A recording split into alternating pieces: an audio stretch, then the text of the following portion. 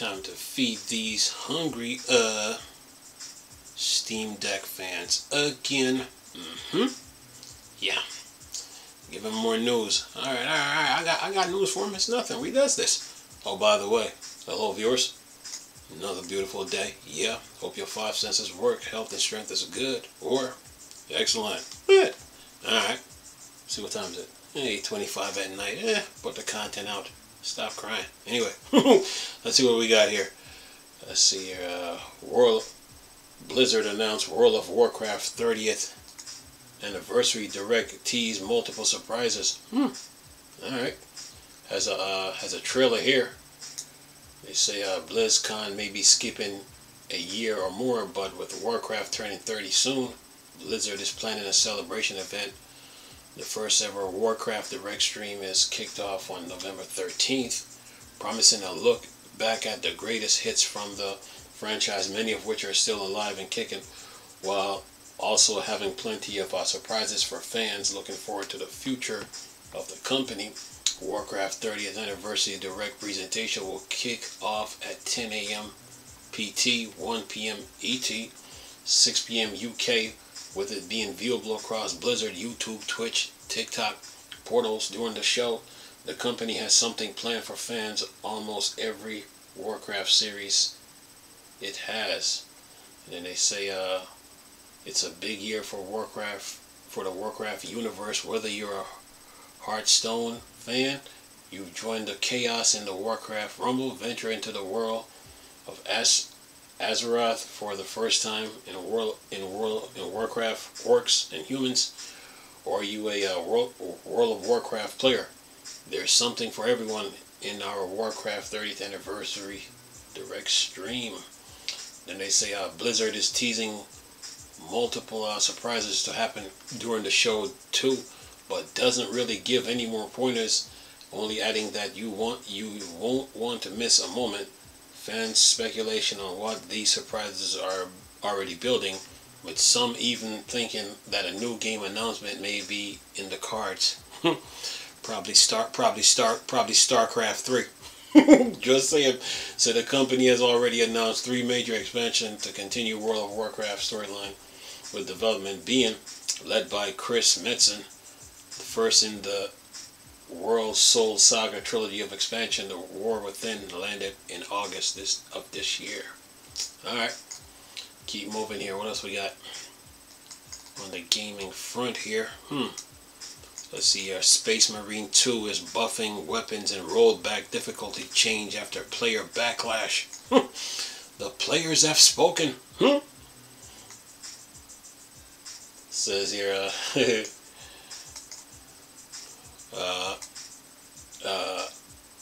last week, Warhammer 40,000 Space Marine 2 developer Saber Interactive brought the first major update to the game, delivering a brand new operation map and a new difficulty mode, among other changes. A huge number of balance changes were also a part of this update, aimed at toughening up the Tyranid force against the player base that was easily craving through levels. While the new content of patch 4.0 was received by the community, the new balance change were criticized overwhelmingly, with many even going as far review bombing the game on Steam. Today the studio revealed that a brand new update is imminent, with rollback and fresh tweaks that will give all the power back to the players' hands. Oh, they don't like a challenge, huh? Alright, I get it. It says here, no matter the feedback, we are grateful that you feel so passionate about Warhammer 40,000 Space Marines 2, say game director Dmitry Gorenko in a statement. They take away for me personally is that I forgot that once the game comes out, it's no longer a dev game. It's yours first and foremost. Facts. Exactly. It says to make sure that these kinds of updates do not catch the player base and developer off guard again, Saber Interactive is implementing a public test server program to let some of the community try out changes before they are rolled out to everyone. The program should go live in early 2025. And this is according to Saber. The hardest difficulty the game offers at launch, Ruthless had a 60% win rate in September. Following the later patch, though, the win rate had climbed to over 80%, promoting some players to say the game was becoming too easy. This had led to the latest changes that increase enemy spawn across all difficulty mode, which the masses of negative feedback. Anyway, and then it says your feedback made it clear that the game had to become more intense and stressful, and lower difficulty. This was never our intention, adds Gorenko. As I have personally emphasized in the interview, Space Marine 2 is all about power fantasy, and patch 4.0 negatively impacted for many of you. Other changes in the upcoming update include substantial buff to the entire bolter family weapon in operation, remove the tight formation system that requires players to stay close together, increase armor in the Ruthless difficulty, and tweaks. Warhammer 40,000 2 patch 4.1 lands on Thursday, October 24th across all platforms. Oh, come on, gamers, stop crying. Come on, man. You gotta love a challenge, you know. You gotta love a challenge. Probably looking at me like, Chris, what are you talking about? It's in here messing with y'all. Anyway, you gotta love a challenge, man. Look, when I used to like when I used to play first person shooters, I would put four or three computer bots on my team. So it'd be like 4 of us versus 12 of them. And I raise the settings. So yeah, test my skills out. But anyway, so you're messing around. What else I got for you? Oh, speaking of which, Rayman. See, Rayman say, following Rayman remake rumors, Ubisoft confirmed a new game is in early stages. Music to a Rayman fan ears. Says Rayman franchise may be coming back, and the announcement has arrived in a slightly odd way, as rumors circulate yesterday saying that the Prince of Persia, the Lost Crown development team at Ubisoft, Montpellier, was being dismantled after a sequel was rejected. Ubisoft first confirmed that this was indeed the case, explaining the staff were being shifted to other projects. Later, a fresh report came forth saying Ubisoft had split the studio staff across 3 projects, with one of them being Rayman Remake. As that report stated, making waves today, Ubisoft has once again responded in a statement to Eurogamer. The French company has confirmed that a Rayman project is indeed in the works at Ubisoft Montpellier and Ubisoft Milan, but it is still in the early stages. And you Rayman fans are going to love it. It says, we are pleased to confirm Ubisoft Montpellier and Ubisoft Milan have recently started an exploration phase on the Rayman brand. The project is still in early stages, and we still share more details later. Alright. So it says here, the company also confirmed that Michel Ancel, the creator of Rayman, is involved in the project as a consultant to ensure the consistency within the universe. Ansel had left Ubisoft in 2020 after working on Beyond Good and Evil 2. Speaking of which, when is Beyond Good and Evil 2 coming out? But anyway, it says if the new project continues on its development path, eventually release, this will be the first mainline Rayman entry to land since Rayman Legends, which released over a decade ago. It's unclear if this will indeed be a remake of the original 1995 or an entirely new platform installment. Then it says the original report by Insider Gaming also went on to say that some Ubisoft Montpellier staff was moved to an unannounced Ghost Recon project, as well as a long time coming Beyond Good and Evil. Yeah, Ubisoft, when is this game coming? Anyway, Ubisoft has not made any comment on these 2 claims. However, alright Ubisoft, we want to know. Anyway, sitting here messing around here. Alright, what else we got?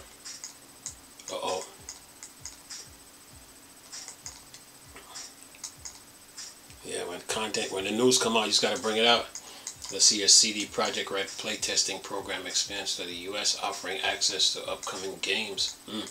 The Witcher franchise cyberpunk maker CD Projekt Red is confirmed to be involved with multiple sequels and projects in the various studios. The company originally began to playtest program in 2023, saying it will help create games that inspire and enrich gamers' lives. However, this was limited to sessions in Warsaw, Poland, headquarters of the main studio. Now the program is finally expanding its reach to the United States.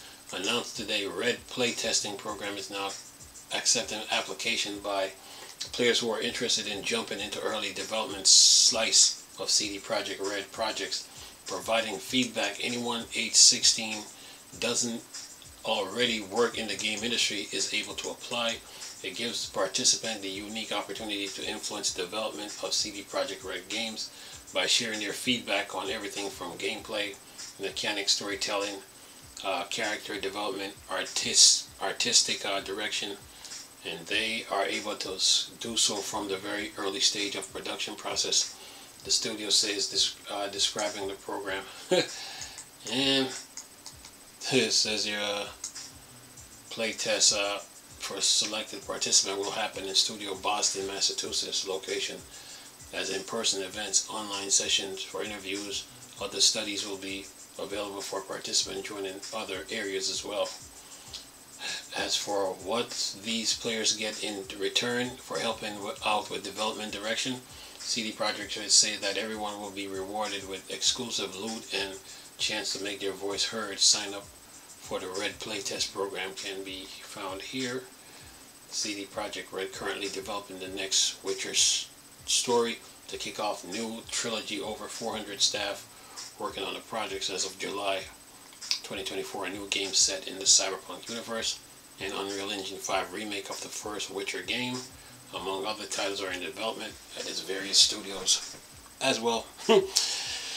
Yeah, game industry is fine. The game industry is fine. Games are being made.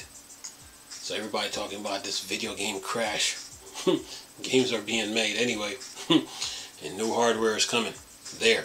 Alright, what else we got? Let's see here. What's this? Astronomer upcoming Glitch Walker expansion gets a November release date. Alright, let's see if this has a trailer in it. Yeah, it does. Let's see, when is this thing coming out? Let's see here. Let's see, the Astronomer Glitch expansion is coming to PC, Xbox Series X and S, Xbox One, PlayStation 4, November 13th. A Nintendo Switch port was also announced originally, but it seems this version is coming later. And yeah, alright. Has a trailer here, so we're good. Alright, keep moving. You gotta keep you little Steam Deck nerds in the loop. Alright. Let's see what else we got here. Mantis Game explained how Halo Flashpoint brings the franchise to tabletop. Does this article have has a video play? Oh yeah, it does. Let's see. All right. What they say here? Mantis. It says Mantis Game is preparing for the release of the latest tabletop version of popular Halo franchise called Halo Flashpoint. This miniature game promised to let fans experience the most intense sci-fi fiction battle of Halo on your tabletop. In a new behind-the-scenes look, Mantic community manager Andy Burtis explained his goal was to design a game that minimized preparation time so players could jump into the action right away. Just like the video game, players will be able to assemble terrain pieces and deploy already built miniature of Spartan soldiers and Covenant forces to recreate memorable moments from the games.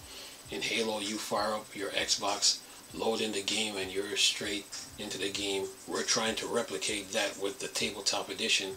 You open that box and you slot together the terrain, and the miniatures are already built and ready to go. You get straight in and be able to play that game from day one. Okay, alright. When is this thing coming? Let's see here. Okay, it says 70, and then they're saying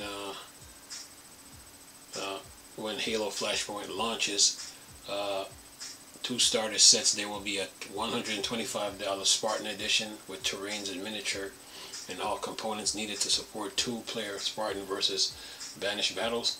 Then there will be a $78 Recon Edition, include 8 Spartan models with various loadouts, accessories, as well as terrain elements. This is available directly from Mantic due to increased production requirement and won't ship until March 2025. Alright, keep moving. Let's see what else we got. Okay, after PSVR, Mahjong announced Minecraft VR on PC is also getting axed. Do they have a video for this? Leave the link in the box if they have one. Yeah, they do. Okay, alright. So I'll leave that link in the description box. It says just like PC VR headset, the PSVR feature disabling will happen on March 2025. PlayStation VR support is being pulled as well. They say here from this point you can keep building your world, and your market purchase, including Minecoins, will continue to be available on a non-VR graphics device such as a computer monitor. You will no longer be able to use your VR or MR device with Minecraft as it will no longer be supported in the latest update. Okay, alright. Then they say our ability to support VR and MR device has come to an end and will no longer be supported in updates after March 2025. When you will receive your final update, after you receive the final update, you will still receive updates on your PC and be able to play without the VR MR device. Alright. Yeah. Minecraft. Okay, what else we got? Keep the ball moving here. Seen something about Monster Hunter World here. Wilds. And you PC and Xbox players are not gonna like this, because the PlayStation get a 3-day. They get to play the game for 3 days early because of PlayStation Plus. But if you remember, Capcom with Street Fighter V, Capcom with Street Fighter 6, how the Xbox One players didn't get to play Street Fighter 6. Then the Marvel vs. Capcom collection, the PS4 and the Switch got the update, got the game, and the Xbox fans has to wait. Here we go again. Says here, Monster Hunter Wild open beta begins next week for PS5, Xbox, and PC via Steam. Capcom is going to give a gamer a brief playtest. Give gamers a brief playtest. Says here of its upcoming fantasy action RPG Monster Hunter Wilds today. It revealed that it will hold an open beta test for the game for the PS5, the Xbox Series X and S, and PC platform. Then it says in a poll on the game website, Capcom say the open beta will include access to the character creation tool along with the first cinematic and 2 monster hunts. One will let players make part in the Chatacabra hunt while also getting some tutorials. The other will have players try to defeat the alpha of the Dashaguma pack. It added. Then it says then they say we can use an SOS flare during either quest. Use an SOS flare to play with other players online, or to call for help from the NPC support hunters, up to 3 of whom can join your party at once. Multiplayer also features crossplay support, letting you connect with players across different platforms. Then and here's where it gets interesting now. It says if you're a PlayStation 5 player with PlayStation Plus subscription, you will get access to the Monster Hunter Wild beta first from Monday, October 28th at 8 p.m. Pacific time, 5 p.m. Eastern, to Wednesday, October 30th at 7:59 p.m. 3 days. And then it says 4:59 p.m. Eastern. Then it says then all PS5 and Xbox Series X and S and PC via Steam players will be able to download and play the open beta starting Thursday, October 31st at 8 p.m. Pacific time, 5 p.m. Eastern, to Sunday, November 3rd at 6:59 p.m. Pacific, 3 p.m. Eastern. Says here, is PlayStation getting special privileges from Capcom. It says here, if you want to get the PC version, Here's the minimal recommended hardware requirement. It says here minimal resolution 1080p, frame rate 30 FPS, OS Windows 10 64-bit, processor Intel Core i5-10600, Intel Core i3 12100F, AMD Ryzen 5 3600, memory 16 gigs, graphics NVIDIA GeForce GTX 1660 Super, AMD Radeon RX 5600 XT, video RAM 6 gigs of RAM, storage 140 gigs of SSD direct storage. Now for recommended is 1080p FHD, frame rate 60 FPS with frame generation, OS Windows 10 64-bit, processor Intel Core i5 11600K, Intel Core i5 12400, AMD Ryzen 5 3600X, Ryzen 5 5500, memory 16 gigs, AMD and graphics GeForce RTX 2070, RTX 4060, Radeon RX 6700 XT, video RAM 8 gigs, and storage 140 gigs of SSD direct storage. It says the game will also support NVIDIA DLSS 3.5, AMD FSR 3.0 frame rate, upscaling technology. Full version of Monster Hunter is due for release February 2028. 2025. Alright, keep moving here. So what else we got? Okay, Minecraft is now available in a native PS5 version. PS4 game owners can get it for free. Yeah. It says here, back in, wait a minute, if I can get this, back in June, Microsoft owned developer Mahjong confirmed that it was working on a version of its sandbox game Minecraft that would run natively on Sony PlayStation 5 console. This week, Mahjong confirmed that Minecraft for PS5 is now officially available to purchase and download from the PlayStation Store.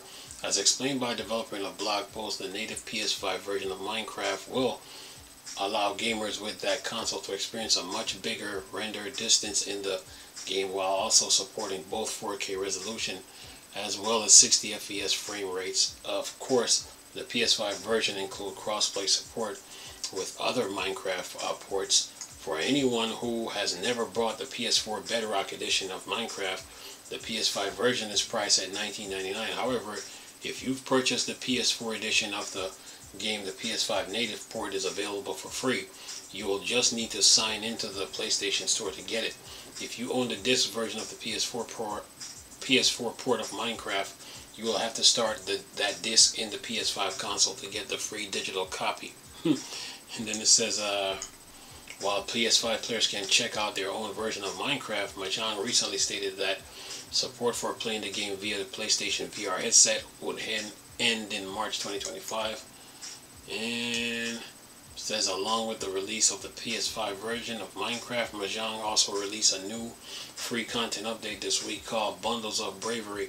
It adds a bundle to the game which are basically in-game bags that let users have mobile inventory of items. And then it says the update also adds the hardcore mode for gamers who play Bedrock edition of Minecraft, which now include the PS5 version. That means not only is the survival difficulty very high, any character and world you create can permanently die.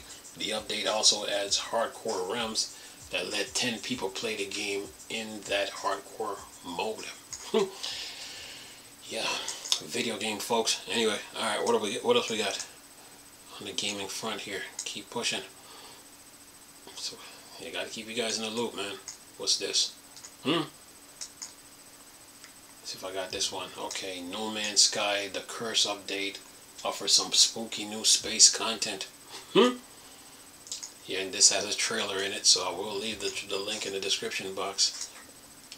And let's see, what did they say here? They said, in the regular No Man's Sky play, travelers must steel themselves against a variety of environment hazards such as extreme temperatures, radioactivity, toxic atmosphere. Cursed, however, pits you against the single more insidious threat, the awakening of the boundaries of reality. Your exosuit comes fitted with a specialized anomaly suppressor and maintain it to stay firmly in reality. Alright, you little No Man's Sky fans. You got your hands full with that one. Alright, what else we got? Keep you guys in the loop here. What's this?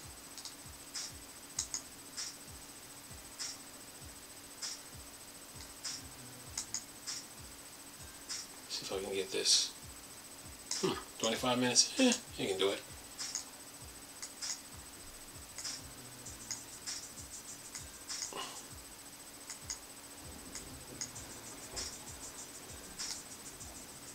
Let me see if I can get this. Oh, Qualcomm announced Snapdragon game super resolution with several significant improvements. Back in April 2023, Qualcomm first announced a Snapdragon Elite features called Snapdragon Game Super Resolution GSR, FSR GSR, that can improve mobile games performance, battery life. Snapdragon GSR is a single pass spatial aware super resolution technique that delivers increased game resolution with optimal performance and power savings. Now Qualcomm has introduced Snapdragon Game Super Resolution, a temporal upscaling solution for Adreno GPUs with several significant improvements over its predecessor. GSR2 can convert 1080p games into 4K visual with impressive detail as temporal solution.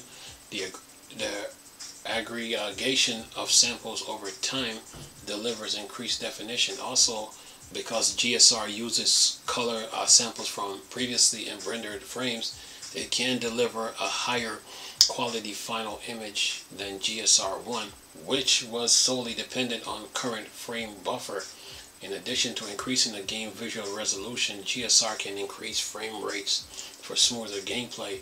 If a game is already running at its target frame rate, developer can use the additional frame rate to improve their rendering pipeline or add higher resolution texture, more geometry, LOD, level of detail, etc. GSR2 also improved game battery life by optimizing performance. Says here, the core algorithm of the Snapdragon Game Super Resolution has two passes. The convert pass has the upscale pass. There is also an option, a sharpen pass, that can be targeted for better visual. Convert pass, the first pass of GSR2 prepares necessary buffers such as motion buffer and depth clip buffer. Upscale pass, the second pass, is a highly optimized Langzos upscaling pass. Sharp pass, optional depending on content. Sharpening pass can be utilized. Qualcomm allow game developers to use the optional sharpen pass based on their game requirement. Developer can find more information about GSR2 from its GitHub page here. Snapdragon Game Super Resolution Unreal Engine plugin is also available for download for different engine versions. And that is that. Okay, Unreal Engine, step your game up.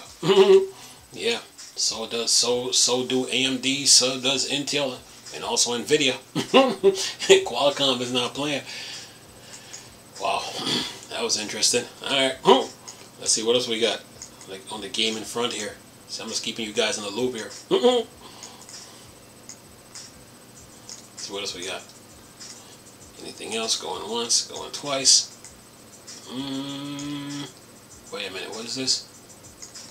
Okay, keep going. Anything else on the gaming front? Okay, what's this? Got to keep you guys in the loop. Let's see here.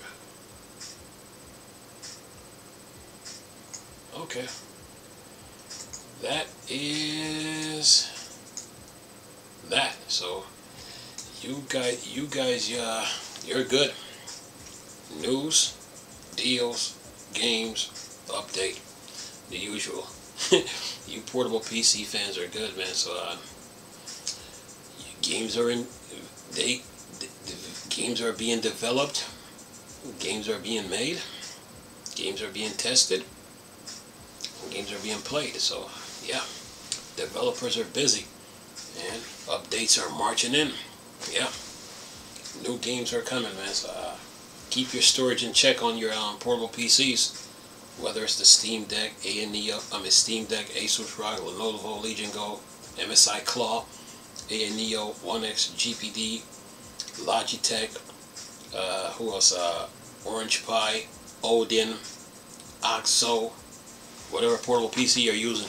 Keep your internal storage in check. Yeah. So when the updates are coming in, that internal storage can collect all them system updates for like your, whether it's Windows, whether it's Linux, whether it's you're using Proton, or you're using the Chai Kai, or you're using what's that